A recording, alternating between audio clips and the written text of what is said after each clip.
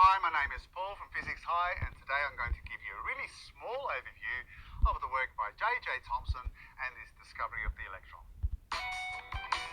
Hi, my name is Paul from Physics High, and today I'm going to give you a really small overview of the work by J.J. Thomson and his discovery of the electron. Before we start, please remember to press the subscribe button, hit the bell so that you get my latest updates, and maybe consider buying me a coffee. The link is in the description below to support my work. I do a whole more fulsome video of the nature of J.J. Thomson's work and how he manipulated charges using electric fields and magnetic fields to establish the existence of the electron. And in essence, this is going to do a really quick overview of his experiment, and I mean really just quick.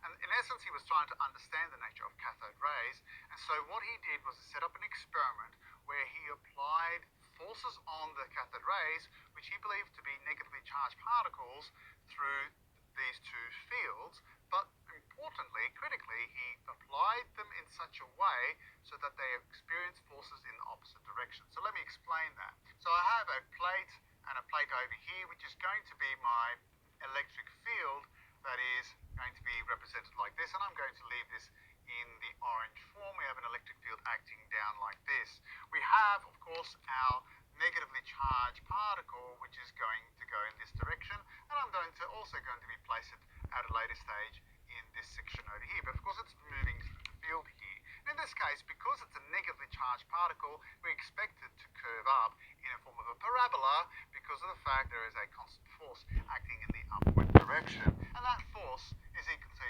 EQ, the electric field strength multiplied by the charge. But at the same time, J.J. Thomson applied a magnetic field, and in this case, he applied the magnetic field in perpendicular to this one over here. And as a result, because we now have a negatively charged particle in a magnetic field, it experiences a force, in this case, in the downward direction. So we have a force in the downward direction over here, and from the other situation, we have a force in the upward direction over here. And so he was able to manipulate the electric field strength and the magnetic field strength in such a way that the charge passes through undeflected. And what that means is that we have, and with the force due to the magnetic field equal to QVB, we say these two are equal to each other. And so what we get is EQ is equal to QVB.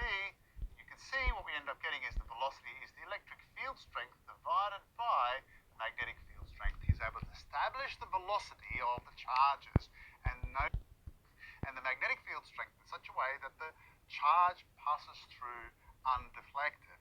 And what that means is that we have, and with the force due to the magnetic field equal to QVB, we say these two are equal to each other. And so what we get is EQ is equal to QVB.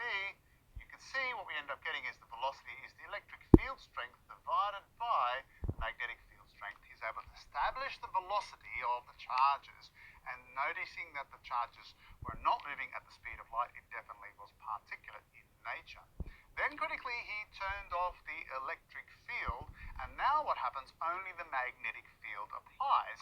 And so now what happens is that the QVB causes it to go in a path. In this case, it's going to go in a circular path. So the QVB ends up being mv squared over r. Now, if we rearrange this, you can see that our velocities cancel out to some degree, and what he was interested in is the charge to mass ratio. So when you rearrange this, you get the charge to mass ratio is equal to V over BR. He was able to understand the velocity already because he determined that, and he was also knowing the magnetic field strength, and he was able to look where that charge was going, and as a result work out the radius of curvature.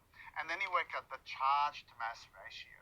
Now the charge to mass ratio was known for a whole variety of elements, which is simply a ratio or a number that they were able to calculate. They didn't know the charge, they didn't know the mass, but they could work out what the charge to mass ratio is.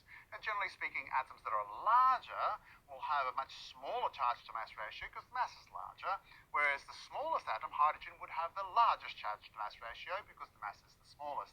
He's since discovered that the charge to mass ratio was significantly larger, in fact 1800 times larger than the one of hydrogen, and as a result, he was able to establish that this particle was 1800 times smaller, the electron.